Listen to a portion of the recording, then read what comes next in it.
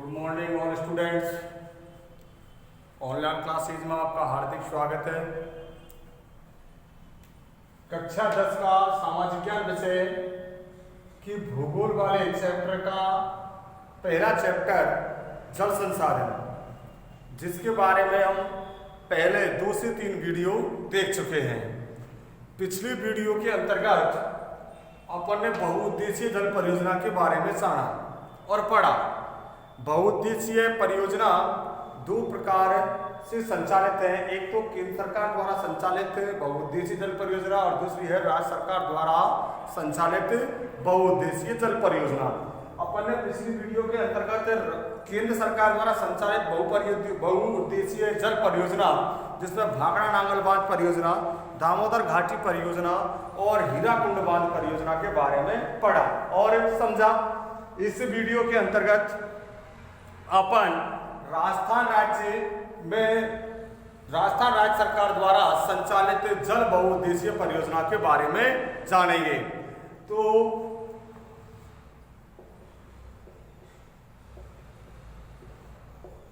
राजस्थान राज्य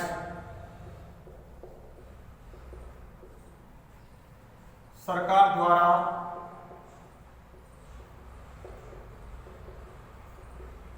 संचालित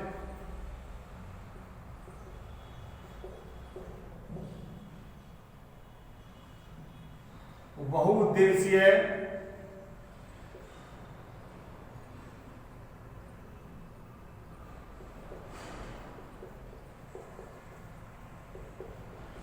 जल परियोजनाएं।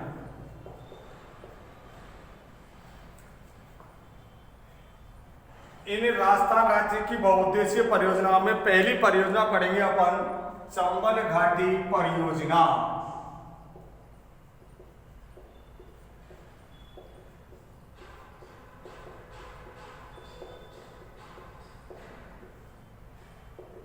चंबल घाटी परियोजना।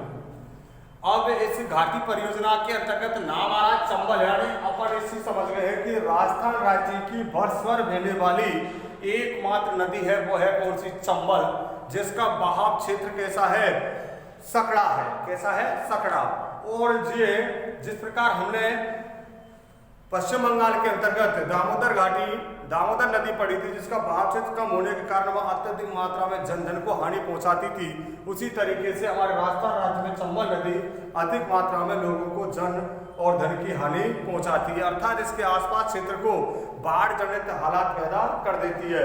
इससे उद्देश्य अर्थात लोगों की सुरक्षा के उद्देश्य से हमारे राजस्थान सरकार और मध्य प्रदेश सरकार दोनों ने मिलकर के ये इस चंबल घाटी परियोजना का विकास किया। तो यह परियोजना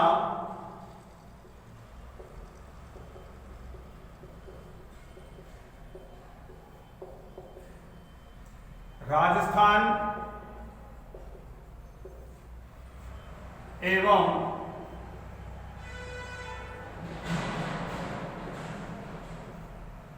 मध्य प्रदेश की संयुक्त परियोजना है।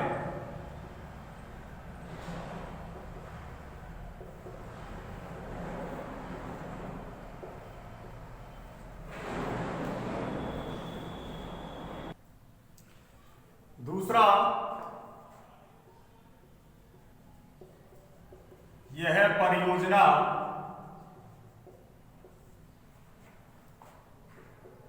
उन्नीस सौ 53 में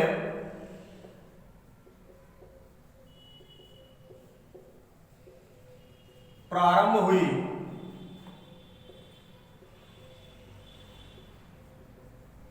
इसका मुख्य उद्देश्य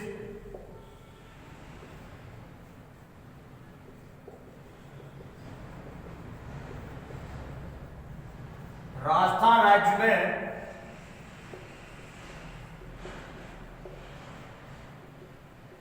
होने वाला मृदा अपरदन, अपरदन शब्द जो आया है इसका मतलब होता है मिट्टी का होने वाला कटाव, होने वाला मृदा अपरदन और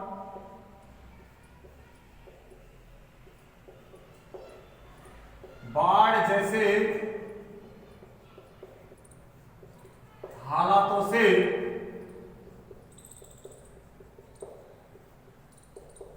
लोगों को सुरक्षा प्रदान करना है।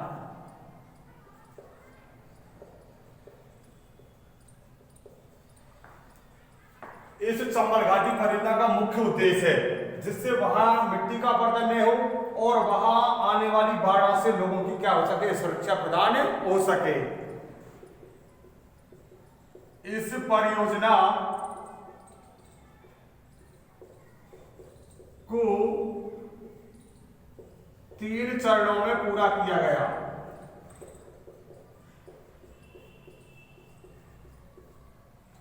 तीन चरणों में पूरा किया है, अर्थात जब 1953 में प्रारंभ हो गई तो उसको 3 चरणों में बांटा गया।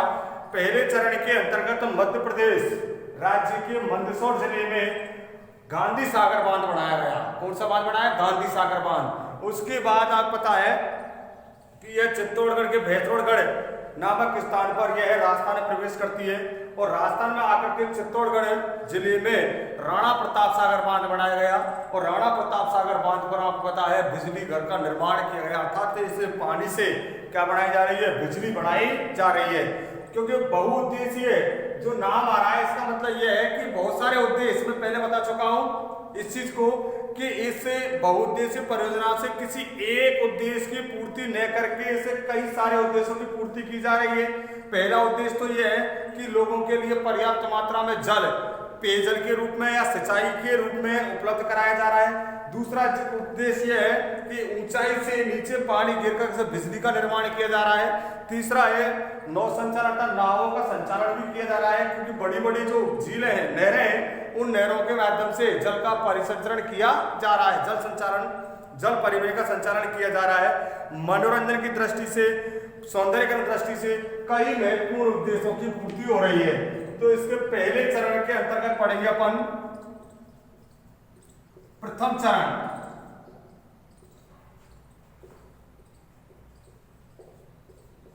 इसके प्रथम चरण में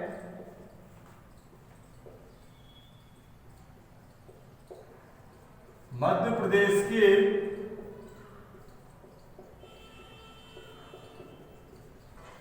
मंदसौर जिले में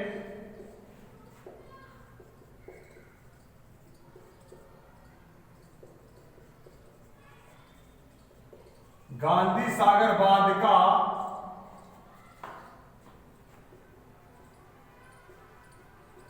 निर्माण कराया गया, जिसका लाभ मध्य प्रदेश के लोगों को प्राप्त होता है। दूसरे चरण के अंतर्गत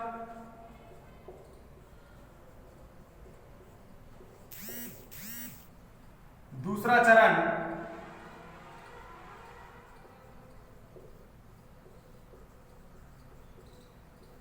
इसके अंतर्गत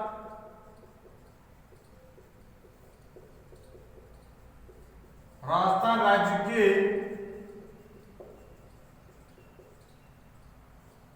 चित्तौड़गढ़ जिले में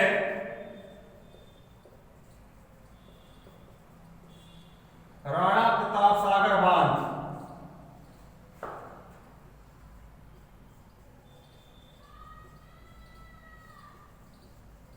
का निर्माण किया गया।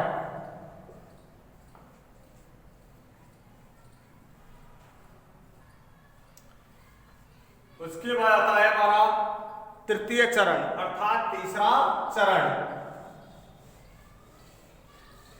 तृतीय चरण के अंतर्गत राजस्थान के 2 जिले कोटा बूंदी की सीमा पर 2 बांधों का निर्माण किया गया। अर्थात अब समझ गए होंगे अपन कि चंबल घाटी परियोजना पर 3 चरणों के अंतर्गत 4 बांधों का निर्माण किया गया। पहले चरण के अंतर्गत मध्य प्रदेश राज्य के अंतर्गत पहला बांध गांधी सागर बांध बनाया गया, बाकी 3 जो बांध है वो राजस्थान के अंतर्गत बनाए गए। तृतीय चरण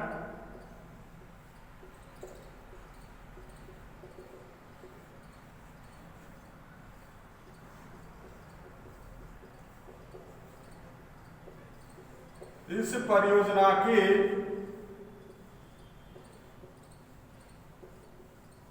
अंतिम तीसरे चरण में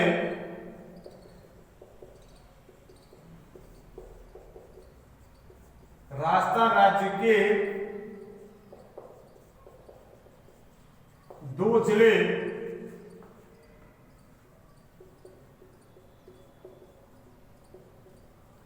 कोटा बूंदी की सीमा पर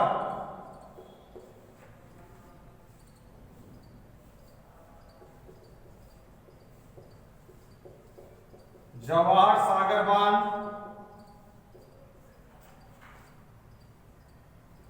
और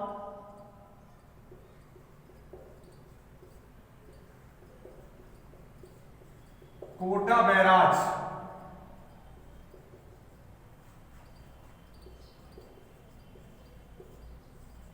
नामक बांध का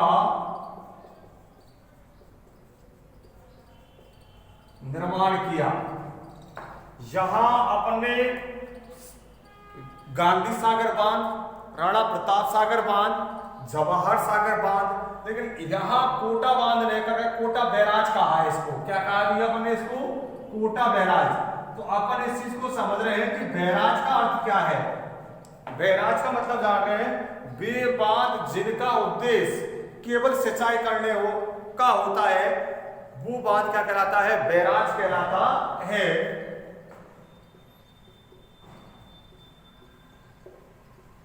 कोटा बैराज से कृत्रिम नहर निकालकर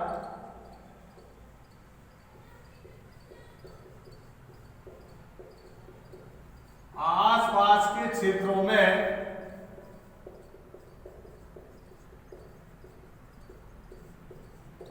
सिंचाई के लिए पर्याप्त जल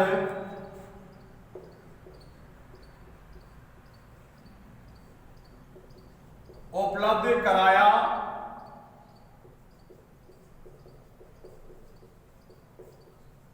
जा रहा है। ये हमारी चंबल घाटी परियोजना पूर्ण हो गई। इसके 3 चरणों में अपन ये चीज समझ गए कि यह कौन सी नदी पर बनाई गई है? चंबल नदी पर बनाई गई है।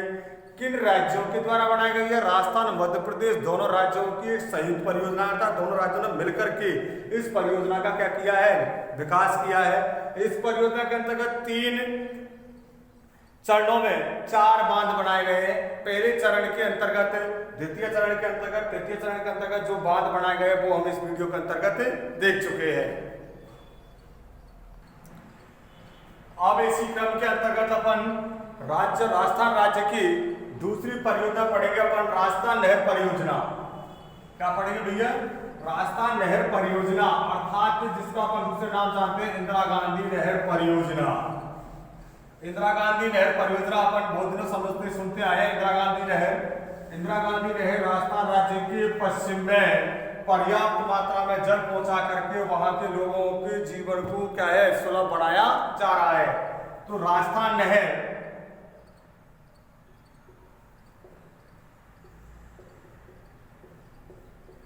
या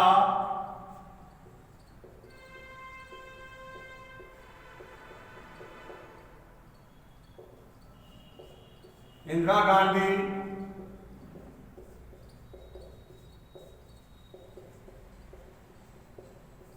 नहर परियोजना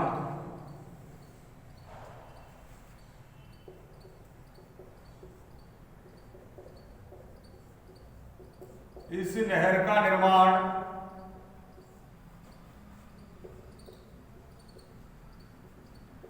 सतलज में रावी नदी के संगम पर बनाए गए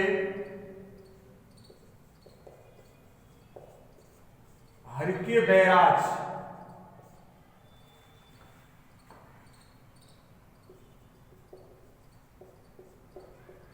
बांध से किया गया है। इस नहर परियोजना का उद्देश्य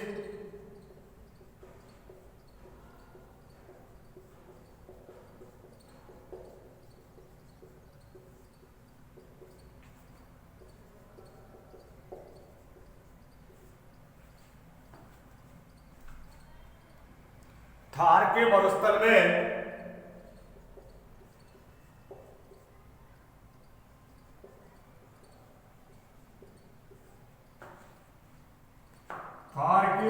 में अर्थात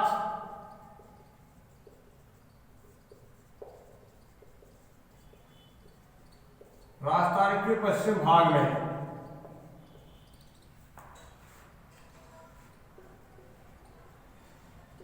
पर्याप्त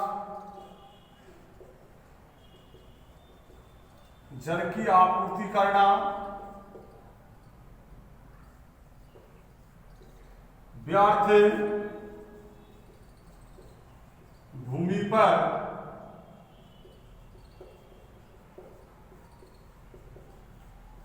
लोगों को बसाना तथा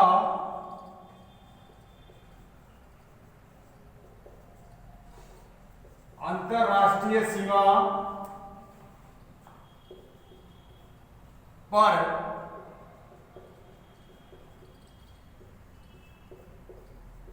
लोगों की दृष्टि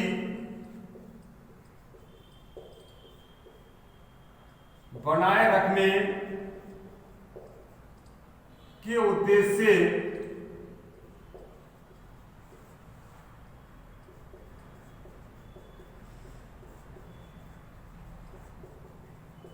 निर्माण किया गया। अगला, यह नहर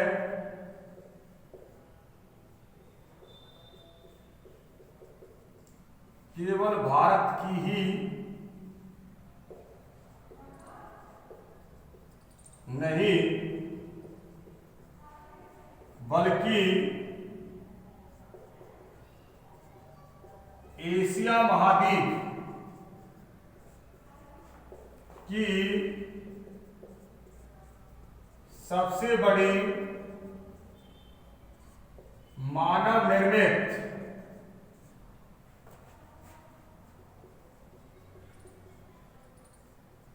कृत्रिम नहर है।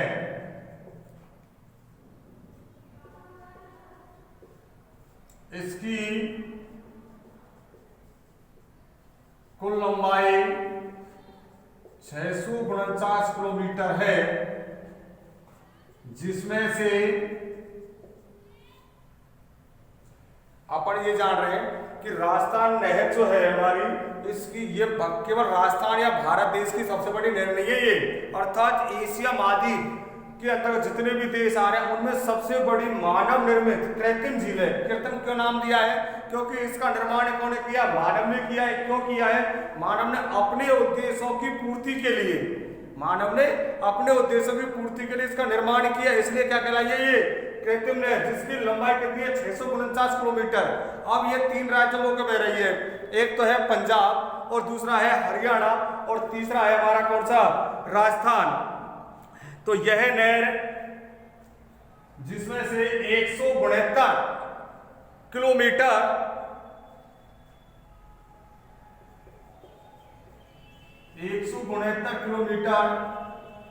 पंजाब तथा 14 किलोमीटर हरियाणा और शेष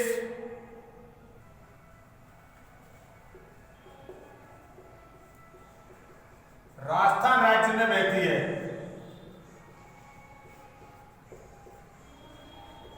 राजस्थान राज्य में है।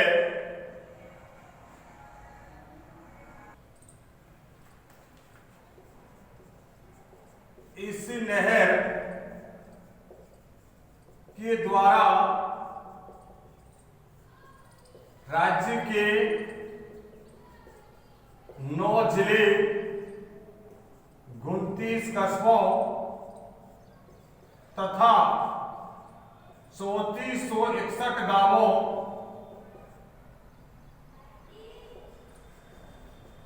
को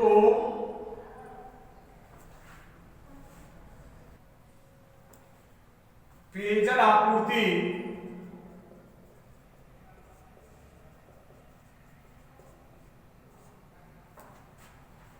की जाती है। इस नहर का निर्माण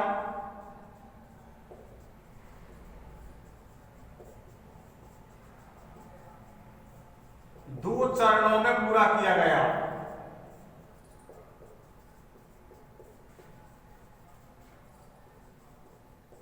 पहला फीडर नहर तथा दूसरा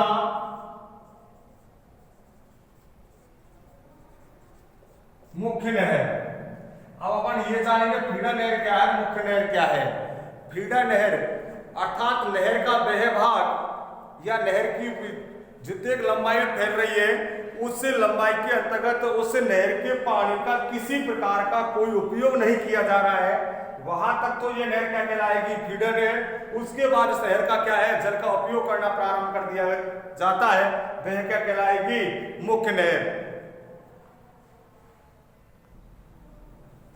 अब अपन ये जानेंगे कि इस नहर की फीडर नहर की लंबाई कितनी है और मुख्य नहर की लंबाई कितनी है। तो इस नहर का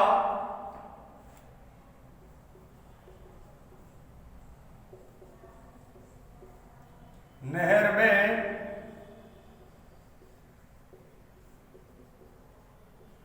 फीडर नहर की लंबाई 204 किलोमीटर तथा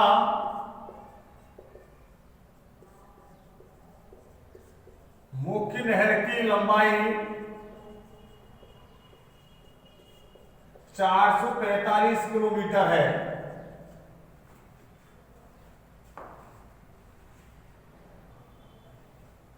इस नहर के द्वारा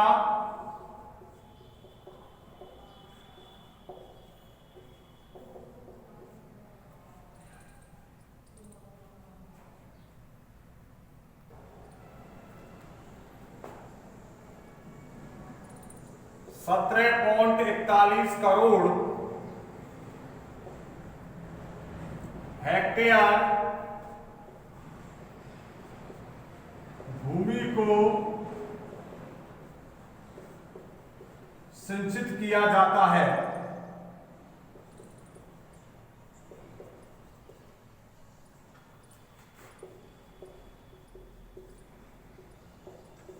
इस नहर को बाड़मेर के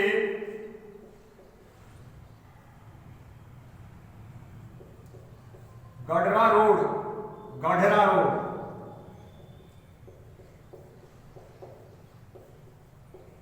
तक और बढ़ा दिया गया है।